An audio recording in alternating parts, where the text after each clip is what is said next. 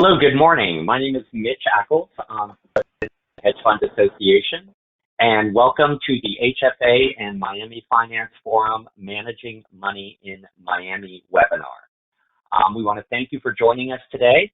I am very thankful as the HFA president that the Miami Finance Forum and HFA are once again teaming up to bring you some wonderful stories about the Magic City. For those of you that don't know, I'm a native of Miami, so obviously I'm a true believer that you can work and live very happily down here. And I want to start off by thanking our webinar sponsors that you should see on your screen right now. They have made this event possible. We're going to make sure that in our follow-up email that you receive after the webinar, you will be able to follow up with them directly. And if you're interested in relocating or hiring people or learning more about Miami, you can certainly do that as a follow-up. With that said, I would like to turn it over to one of our lead sponsors, Ilona Vega from the Miami Downtown Development Authority. So Ilona, if you'll make a few brief remarks, take it away. Okay, thank you, Mitch. Good morning to everybody from my downtown Miami Brickell Avenue apartment as I sip my mid-morning Cuban cafecito. Cheers to all of you. I am very happy to be here today sponsoring this webinar called Managing Money in Miami. As Mitch mentioned, my name is Ilona Vega and I work on the business development team at the Miami Downtown Development Authority, otherwise known as the Miami DDA. We are an independent agency of the city of Miami with the mission to grow, strengthen, and promote the economic vitality of downtown. We are 100% publicly funded and have a 15-member board, which is comprised of 3 public sector representatives, and the remaining 12 are from the private sector. Our district is small, it's only 2 square miles, but we are a major economic engine for Miami-Dade County, and we have the largest concentration of Class A office space, not only in the county, but also compared to any other downtown in the state of Florida. For those of you that are joining us from outside Miami, and I hope that there are many of you, the Miami DDA has been focused on growing our finance sector since 2013. As we were coming out of the Great Recession, we knew that we really needed to diversify the economy and bring in those high-wage jobs to the district. And we knew we had a comparative advantage to other cities as it pertains to finance. We have the second largest concentration of international banks outside of Manhattan. We have a large concentration of wealth advisory firms that service a lot of that foreign capital. We have a robust family office cluster, and we've got our own exchange called the Miami International Exchange. They currently sell options, but they will be getting their equities license soon and plan to position themselves as the financial gateway for Latin American firms looking to access US markets. Given the strong connections between New York and Miami, we began targeting the Northeast US and have traveled regularly to New York, New Jersey, and Connecticut since that time. Alongside Mitch and his team at the Hedge Fund Association, our partners at the Miami-Dade Economic Development Organization, the Beacon Council, and our other great partner, Nick Tootle of Kaufman Rawson, we have sponsored several Miami and Manhattan networking events. We've also targeted other cities like Chicago, San Francisco, and Rio. Over the years, we've had some big wins, like the relocation of I-Squared Capital from New York to Miami, the establishment of Brazil-based Lest Capital in Miami, and most recently, the establishment of Japan-based SoftBank's International Division. A couple of years into the initiative, and our board asked us to gain more insight into our finance community.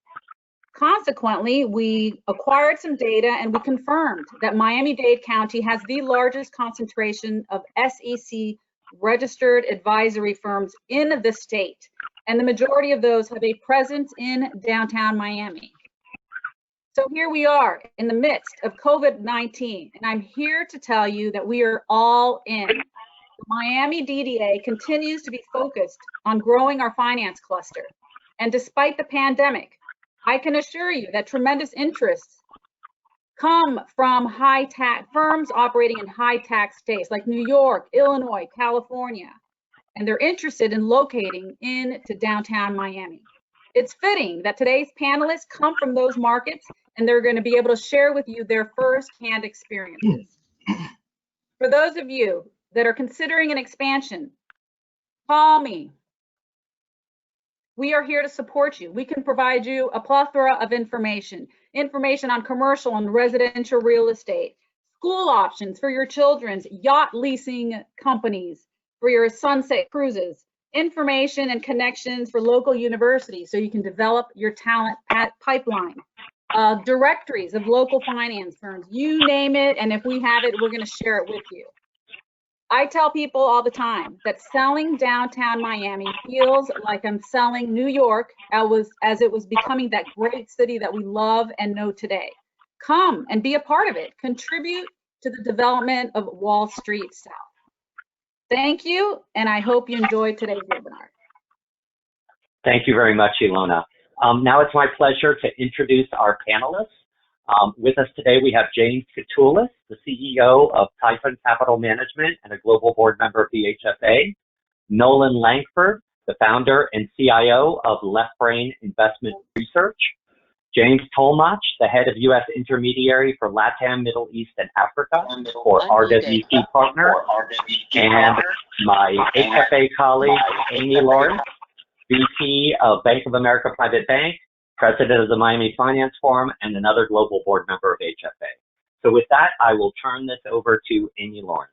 Take it away, Amy.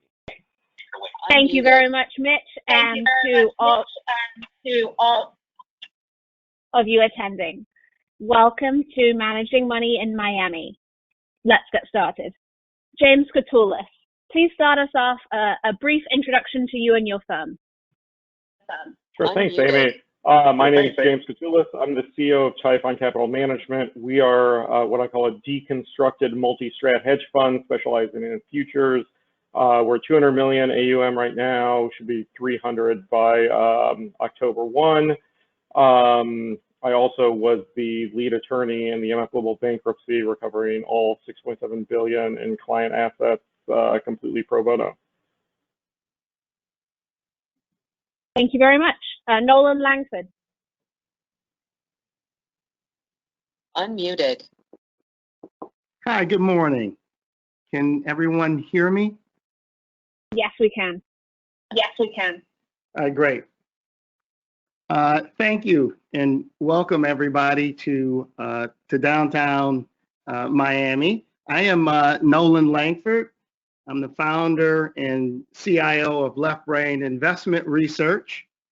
This is officially, this is the year that I will be becoming a Florida resident full-time from Chicago. I've been making the transition over the last 4 or 5 years, but it's actually official. And I'm excited today to be officially repping the 305. Our firm, Left Brain Wealth Management, is the parent firm. We began life in 2014 after I left Wells Fargo Advisors, and we brought all our clients into our RIA, Left Brain Wealth Management, which is a $160 million RIA based out of Naperville, Illinois, which is right outside of downtown Chicago. We also run, Left Brain does, a small but fast-growing Cayman offshore vehicle, Left Brain Capital Appreciation Fund. It's much smaller at 15 million, but fast-growing. And we're really proud to say through June 30th, first half of the year, Q1, both sides of the business are positive year to date. And so that's sort of who we are. We started our final business, Left Brain Investment Research. It officially got its life January 1, 2020 of this year. Again, we do our own primary research in-house. It's primarily opportunistic and fast-growing publicly traded equities.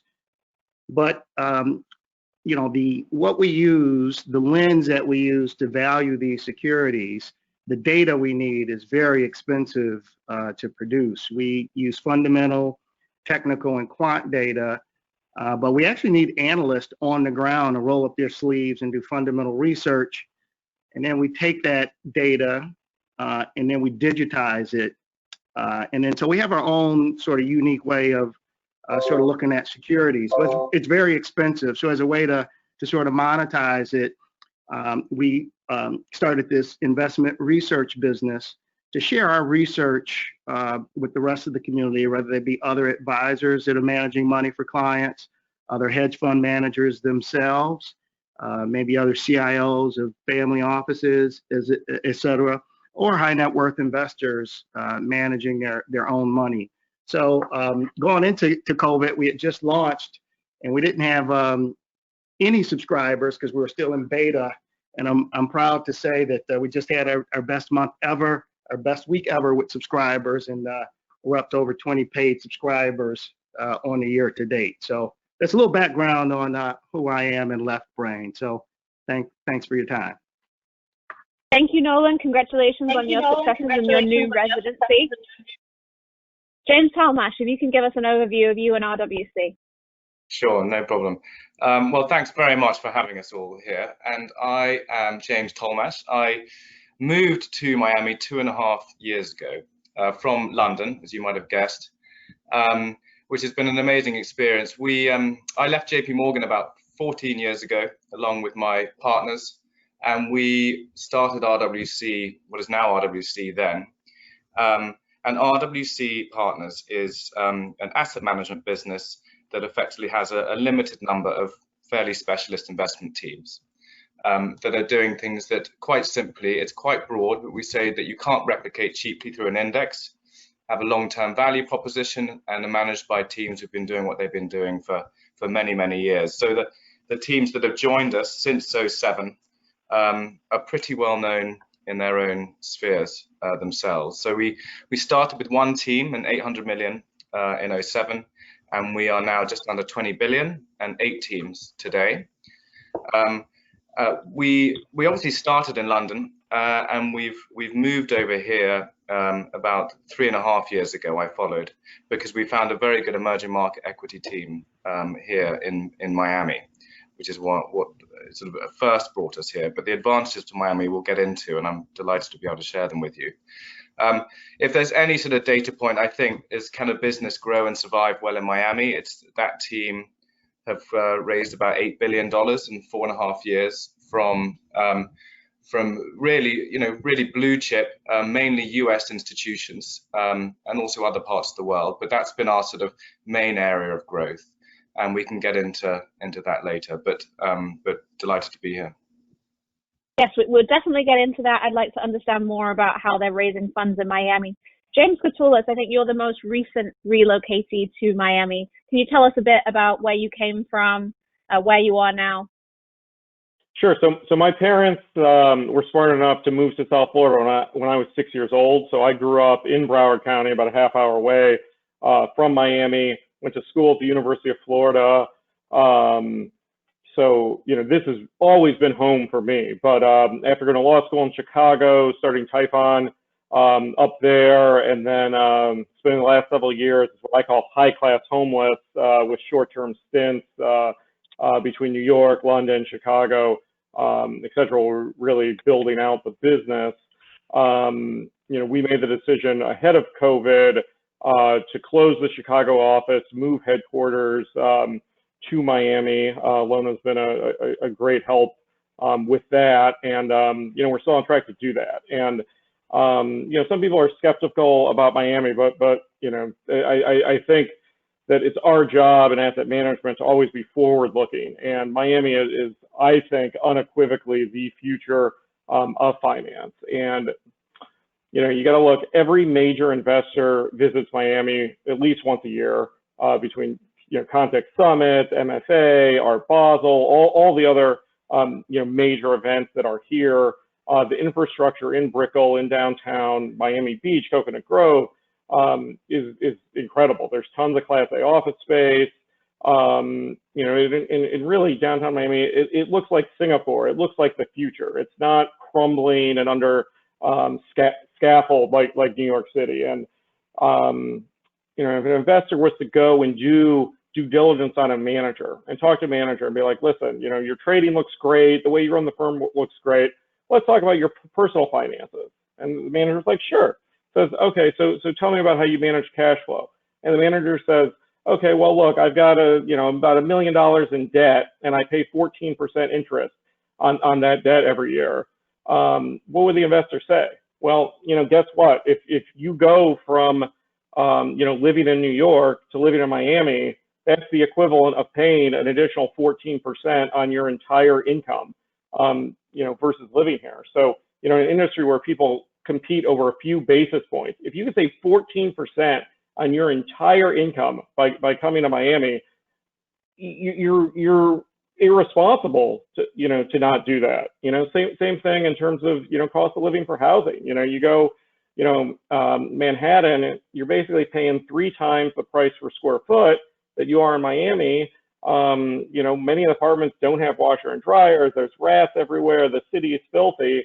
You come here, you can play golf, tennis, scuba dive, you know, horseback riding. I mean, you know, walk around downtown. I mean, it's just an infinitely better quality of life. And you know, the trend was already massively bullish for Miami before Corona, and now that work from home is becoming, you know, much more acceptable, and people want places where you still have an urban environment, all the great things the city has to offer, but with less density than New York, Miami is an absolute no-brainer. Thank you, James. And we have a question from one of the attendees around how many funds are moving to Miami. Alona Vega with the Miami DDA was kind enough to share some data with us in advance of this web seminar. And it shows over 75 new funds to Miami since 2013. Recent big names include Icon Ventures, SoftBank International, and I2 Capital as part of that list. Noland, can you tell us a little bit about, you were Chicago-based prior. Can you tell us a bit about the sentiment? What kind of reactions in Chicago did you have when you were announcing that you were moving? And I'd be interested to know, you know, in this process, have any of those perceptions been changing? Unmuted. That's a really good question. Have I been unmuted? Can you hear me? We can hear you. I can hear you. Okay, great. So perceptions, that's good. I think there's certainly, when you say, most people, when you say Miami, they get a visceral picture, a reaction of Miami Beach, and they think South Beach and Live and Fountain Blue and the rest of that.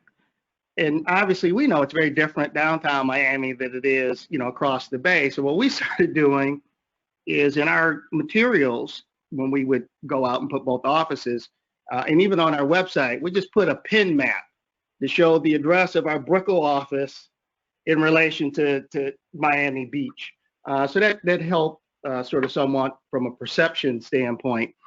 We didn't come here really like James did, really thinking about the quality of life. Certainly that was an ancillary benefit. I took the view really from a productivity standpoint, and really was really necessary for us. You know, we really kicked the tire. We started doing our due diligence and kicking the tires 2015, I think, is when Amy was still with the Miami DDA. And, you know, like James, it slowly but surely, you know, we would hotel for longer and longer periods. And finally I got, you know, I rented a place and I'm here full time. I've been here for 2 years. I spent about 3 or 4 weeks out of the year here. But for me, it was more of a necessity thing. You know, our business is growing rapidly. We have 8 executives. We have analysts in Singapore, in India. We just brought on another guy in Hollywood to do some production stuff for us because we're producing videos. And this is just the new business, investment research. You know, also I run a pool of money full time. And then, you know, I also run a wealth management business with 2 other advisors. And so for me, you know, it became, how can you do more with less? And what we've seen is what we've experienced with sort of this live, work, and play element. Where before, if I'm in Chicago, you jump in your car, and I live close to work. It's 2 miles, 15, 20, 20, 25 minutes, there and back, and park it, and the grocery store. And being here in Brickell, I don't have a car. I don't need a car. Every place is in working distance. I live next door to work. And so the way that we looked at it wasn't from what can we save in taxes. It was just from a productivity standpoint. And we view the most important thing not really being money, but life being a synonym for time. And if I can do more with less, that makes me infinitely more productive. That's the way we viewed it. And if you use that as a numerator, and you look at your break even, it almost becomes infinite. As far as the beach and the sunshine, you have to think about it. We think about it like alcohol. It make a good person better and a bad person worse. So it's worked for us.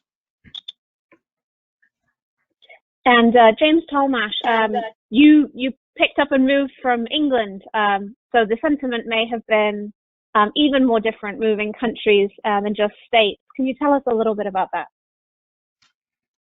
Well, my parents are both 80 years old, so they probably had some connotations about Miami, having never visited and never seen it. So, but over and above that, I think,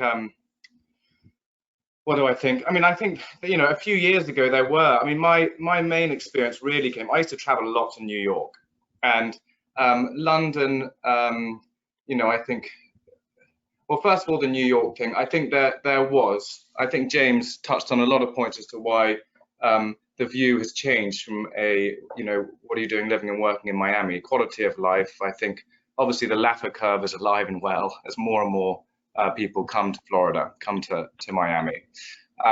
And 4 or 5 years ago, in a sort of very waspy environment, they might have sort of been a little bit negative about it.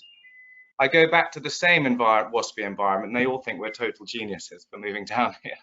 So I really do think that and there's a lot of them who are now doing the same thing. Hedge fund managers, CEOs, and very experienced investors, very well-known investors are coming here for a lot of the reasons that James said.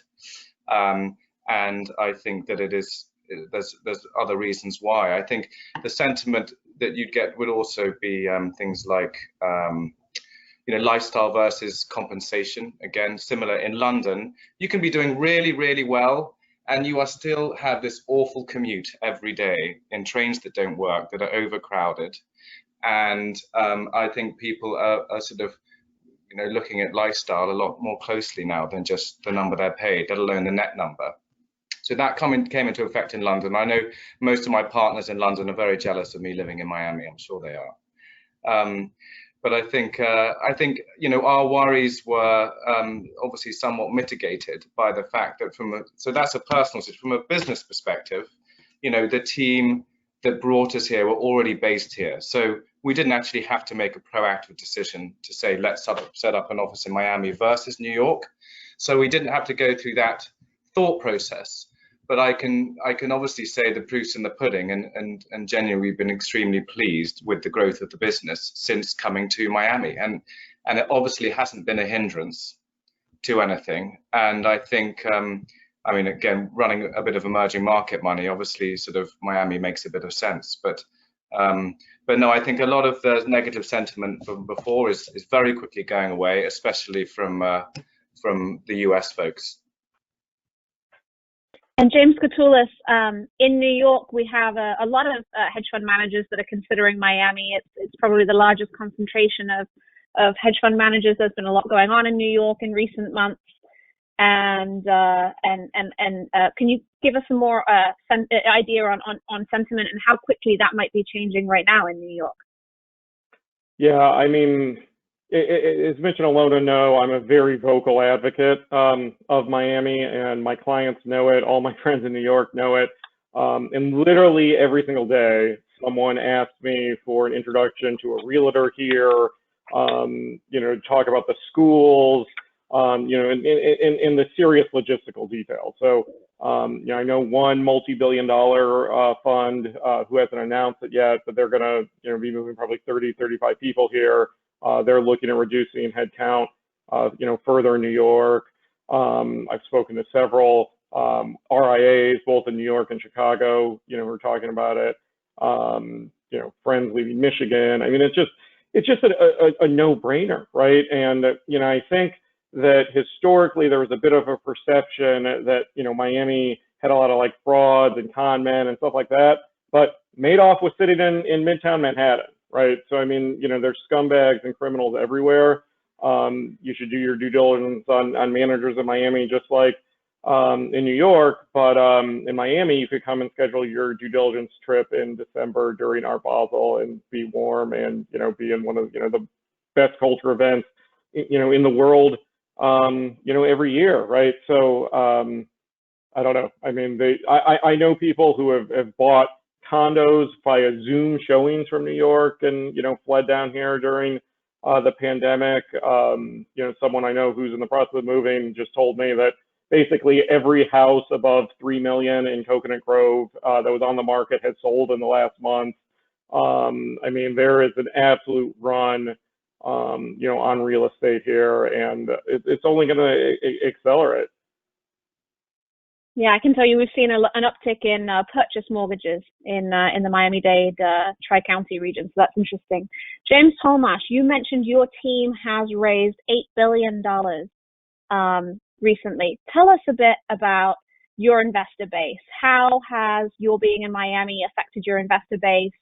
Miami is well known for a vast array of family offices.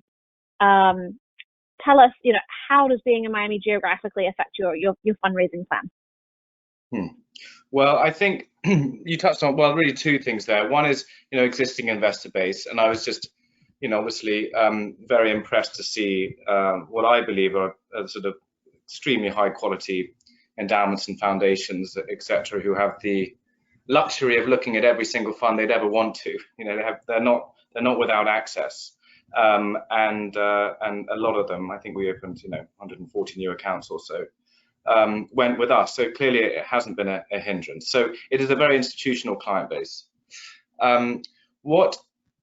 Coming from London actually is an interesting one. We have a very, very large European wholesale business, which buy daily liquidity UCITS funds. And obviously there's a lot of alternative funds in there as well. And Europe's been a more challenging place to raise money from for a million reasons that we won't get into here. But what some people don't sort of understand is this large and growing US offshore business. So whether it's family offices, whether it's wealth managers, private banks, the big wirehouses. Most of my competitors, the big names, Schroders, JP Morgan, M&G, due to lots of the large global asset managers are spending a lot of time and money trying to grow their business in the US offshore space. I mean, it's a great diversifier for them because they can sell UCITS funds in places other than Europe, but it's a very growing market. And, a lot of people talk about the wealth growth of Latin America, but it is growing considerably. I mean, I think there's $3 trillion in LATAM, but it's sort of the addressable market today is, I think, around about 400 billion. And it's been quite a sort of sophisticated journey for me. It's very similar to European investors in terms of structures and things like that. The access is quite clearly through Miami. So this is obviously Latin America wealth being managed onshore in the US. It's a hugely growing market, and they're right on your doorstep. So the wealth that you were talking about earlier here in Miami is there and growing very fast. So that's been an added benefit. We're just starting. We've been quite busy, so we're just getting going with putting the plumbing in order to be able to effectively market to that investor base. But I think it's a great market. I think it's growing at about 7 to 12% a year.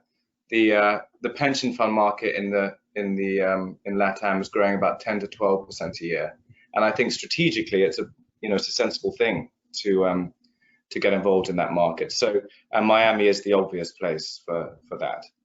So our investor base has changed a lot since coming here from an institutional US perspective, but I feel we're going to get an added leg of diversified revenue from a whole new investor base that we wouldn't have been able to get anywhere near if we weren't based here. That's fantastic. That's fantastic. Nolan, can you talk to us a bit about your investor base and even how that's changing? Unmuted. Thank you, Amy. Hopefully everyone can hear me now. I think I'm off mute. Our our investor base, so we have a few. In the wealth management business, the investor base is retail investors, high net worth investors, separately managed accounts. Our average account size, our average new client in the net worth is probably somewhere between 2 and 5 million from a net worth standpoint, and it's pretty much throughout the country. And then the other business, which is our Cayman offshore vehicle, those LPs, that's interesting. The initial LPs all came from the wealth management business. We sort of bootstrapped the business starting a few years ago to scale it, to grow the AUM, and more importantly, to grow a good investment record over time. But now we do have, actually a couple of investors here local in Miami. And what's really interesting is since we started Left Brain Capital Appreciation offshore, the people that are following us now really skew global. And Miami being a global city certainly helps the profile there. As I think James mentioned, everybody has familiarity with Miami one way or the other. So I think from that perspective, it's helped. Where it really gets interesting is this new business, this Left Brain Investment Research business that we have started and grown. And that is actually a startup. And so we've actually organized the entire firm around this investment research business.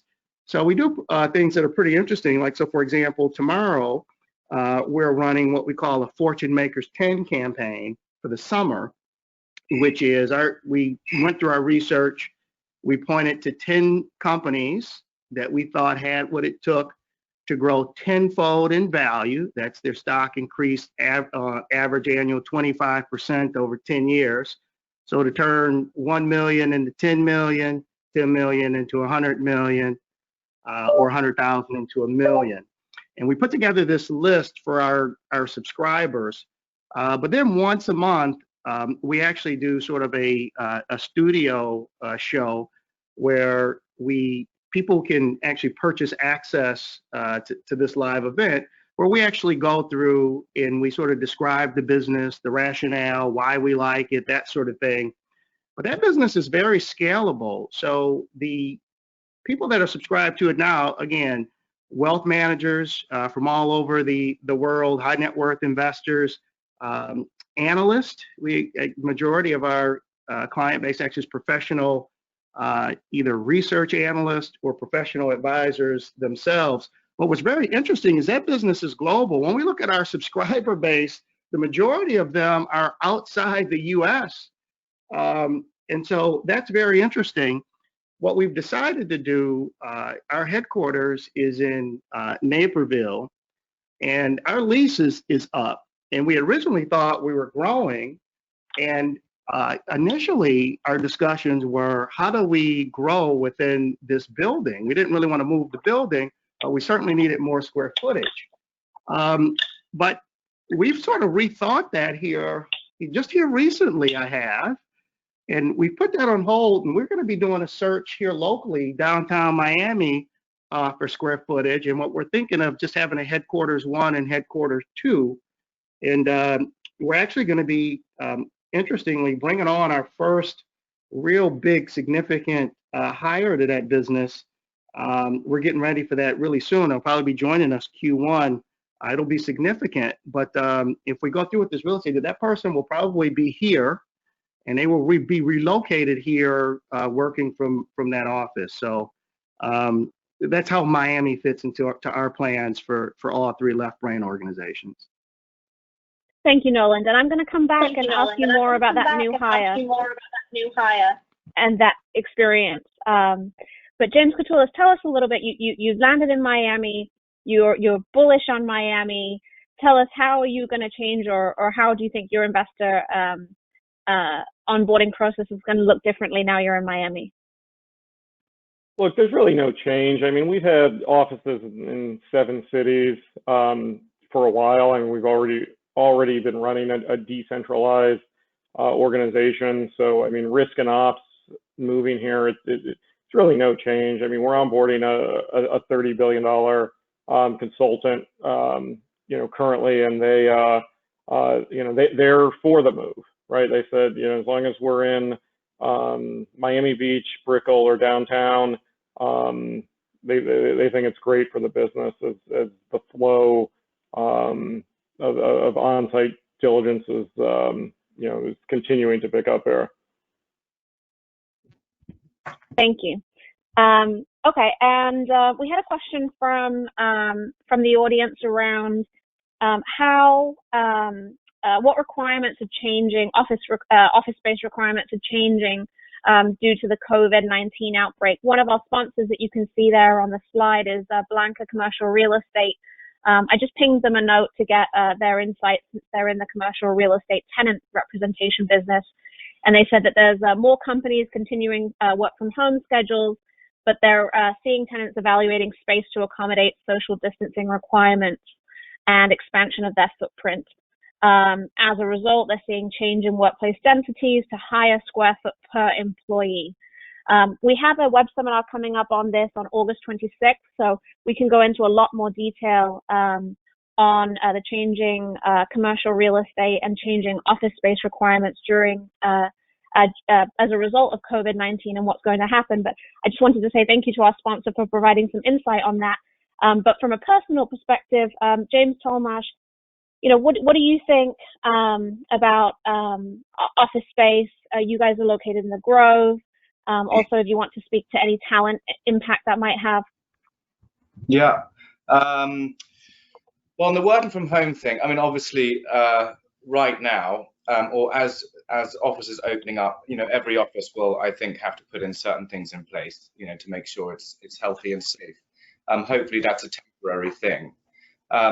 I think, you know, I think it probably will change things a great deal. I think it kind of helps if you're, you know, if you're a rapidly growing company and constantly, you know, employing more people. Moving offices is always a real headache. It's not something you want to do too often, I don't think. I do, you know, if you maybe make a bet, I'd say I'm sure more sort of hot desking type environments will probably come into play. I think that I actually think right now, I don't think we quite know what the benefits of working from home and all being in the office actually are. I think we've all had our own ups and downs experiences. We've liked Zoom, we haven't liked Zoom. We've had conference calls with investors who said, well, this is great, I can just do this all day long. And then 3 weeks later, they're like, actually, I could really do with getting back into the office, or I'm not getting quite the same relationship. Or, you know, when you look in a fund manager's eyes through Zoom, you know, you're really getting all the points that you really need to in a due diligence meeting. So, you know, face-to-face isn't going away. So we've made a policy that obviously if anyone really needs to get back to the office because their work environment at home is very challenging, they can. But I'm looking forward to a day when actually everybody comes back for a period of time, for several months, and then after that time we say, okay, now what are you missing? What do we really think we are missing? And then take it from there. But so in Coconut Grove, you know, it's a self-contained great office in Coconut Grove. I think there's a lot to be said for that area. But I think as we expand in other offices, because this is you know, it's just not a Miami phenomenon, it's obviously a global one.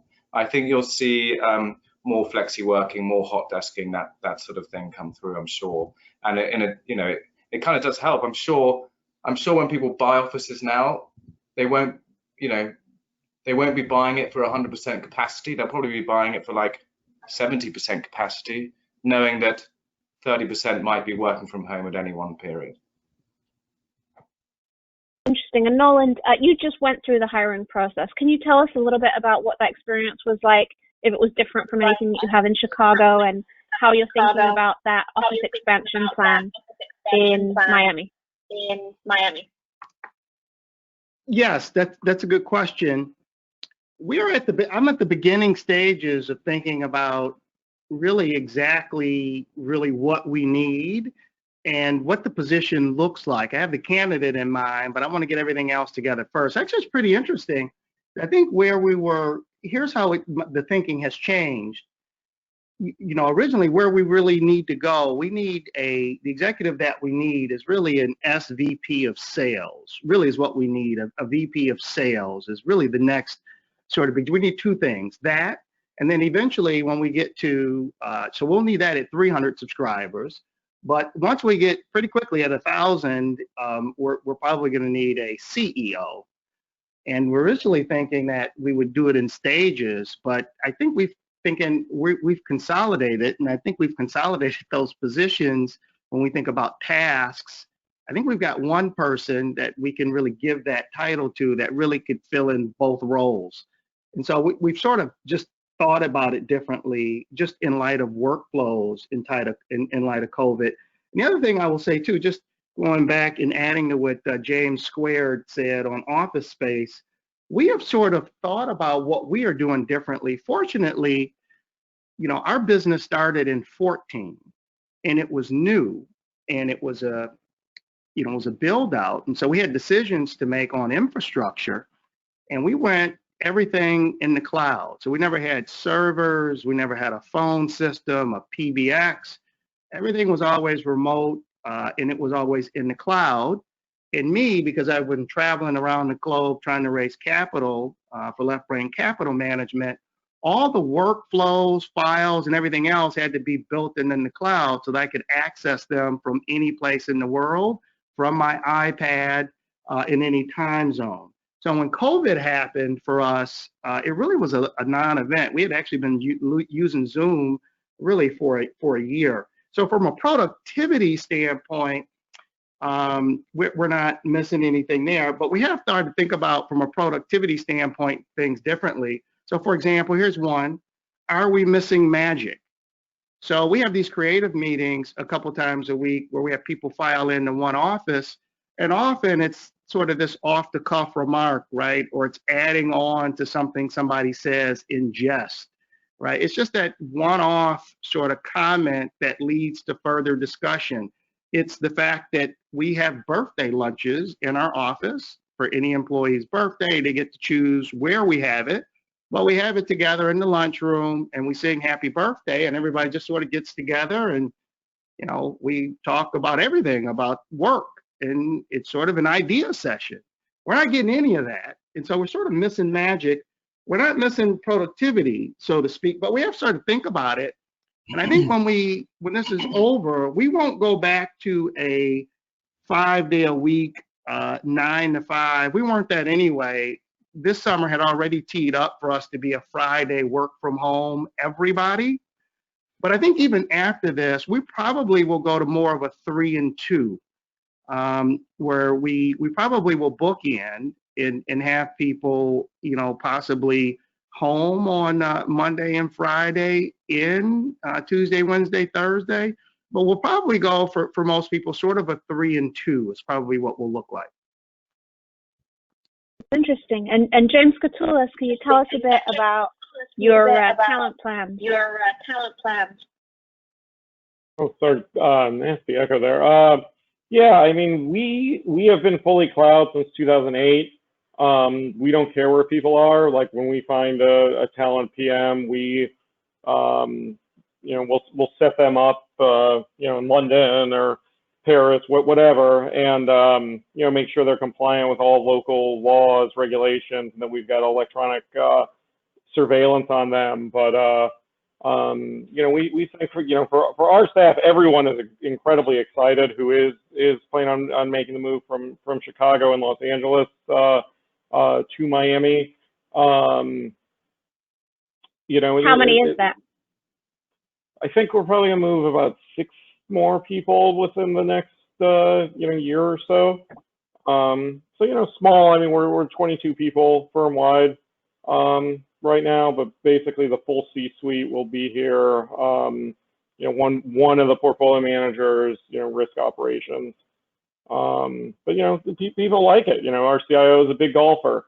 Being able to walk to Miami Beach Golf Course or go to LaGuardia or whatever, it's great. Where our CFO she's big into horseback riding. Much better to do that here than in, you know, freezing Chicago, you know, winter. So, you know, people could keep more of their pay and have a better life. Again, I mean, I think it is the biggest no-brainer, you know, in the investment management industry, being here rather than New York or Chicago. Thank you. And to talk about the finance community that's going to greet them when they get here. So you said you have these six employees. They're all very excited to be here. I'd love to hear more from you about what kind of finance community is going to greet them. What kind of events can they take part in? Who can they meet as far as from a professional setting and a kind of like-minded group of people? Yeah, I mean, the event is a bit TBD, right? Assuming non-corona, I mean, basically the entire winter here is conference season, right? I mean, you know, as of last year, I think there were like 5 different hedge fund related events, our Basel Week, you've got Context, MFA, BattleFin, you know, we host the Tactical Trading Investor Forums focused on futures and quant trading here. Lot of events. There's nonstop, like happy hours, or, you know, there were, right? And, you know, finance community wise, there's tons of wealth managers. You know, like Alona said, you got Icon here, Starwood's building a new headquarters. I know, you know, one multi-billion-dollar hedge fund is moving a bunch of people here. You've got, you know, what Mitch and Jamel and I went out, you know, last week, had a little HFA camaraderie. You know, hopefully we all could meet up, you know, sometime soon. But I mean, you know, there's people moving here all the time. I got a friend from SS&C who moved here from the West Coast. You know, I think vendors keep increasing, you know, their presence now. I mean, like my dad owns a CPA firm. You know, several New York firms have tried to buy him, you know, because they want to increase their presence down here. You've got, you know, Calvin Rawson has a big presence here. You know, so really across the entire hedge fund ecosystem, you know, there's, you know, an ever-growing, you know, increase to, you know, the family offices have been here for, you know, forever. So, you know, I'm not sure whether or not that's growing or not, but it's, you know, it's a big community. But I think on the manager side, the vendor side, the growth is only going to accelerate. And I'd like to remind attendees, you can submit questions. There's a panel in the GoToWebinar where you can submit questions to us. We've answered the couple that came in, but if you'd like to submit more, we can certainly take them. James, can you speak a little bit to the community here in Miami as far as the finance community? Yeah, sure. I mean, I think, well, just again, first on the person, I moved here with 2 children under 2, which is pretty hectic wherever you are in the world. But I can honestly say, from a personal community and my wife and kids and schools and everything, I mean, it's a big factor. You know, I'll get onto the finance community, but you know, when you're moving your family somewhere, you know, you can be assured that we've had extraordinary support actually from all sorts of quarters. And there's some fantastic schools that we're very, very pleased to be sending our girls to. So I think that's pretty important from a family perspective. And obviously, bringing up 2 British girls in Miami means they're blonde-haired and brown-skinned rather than sort of slightly pale and grey, which is great. And they haven't had a cold in like 2 years, which is brilliant. But from a finance perspective, yeah, no, I think there's, you know, as James has actually outlined really well, there's a deep and rich community here, and you know, folks like you, Amy, HFA, Mitch, and Miami Finance Forum have been, you know, it's just so nice to know that there's a big community here, and everyone is very, very keen to meet and communicate and discuss ideas, and I found it to be. You know, I've always thought the investment management community is a very, very nice area to be in. It's smart people who are also pretty nice people, I think, and that's no exception to here. And I mean, even my peers, my so-called competitors, have just been unbelievably transparent and helpful. And I think, and that makes a huge difference, because if you move to a new area, or you're trying to grow a business, or you're trying to just infiltrate yourself, or just settle down your business in Miami, if you don't know where to go or what to do, it's amazing when people just are that transparent and they say, listen, you can stand on the shoulder of giants and just learn from our mistakes and off you go. And that has been, huge help. I've been, really amazed by that. Noland, can you speak to any advice that you might have for folks that are considering this move, and any concluding thoughts that you might have on this topic? Unmuted. Yeah, I would leave with two things. I certainly share the enthusiasm of James, both James's, and certainly I wouldn't disagree with anything that they said. I would just, for me, I think a way to.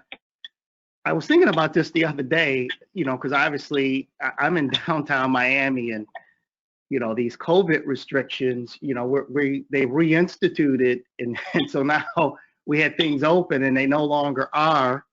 I don't know where everybody else is, but fortunately I live next door to work. So I did come into the office today for the first time in a few days, but I was thinking, yesterday when they reinstituted the lockdowns, and I was on my balcony, and I was able to work from the balcony every day, overlooking the Biscayne Bay.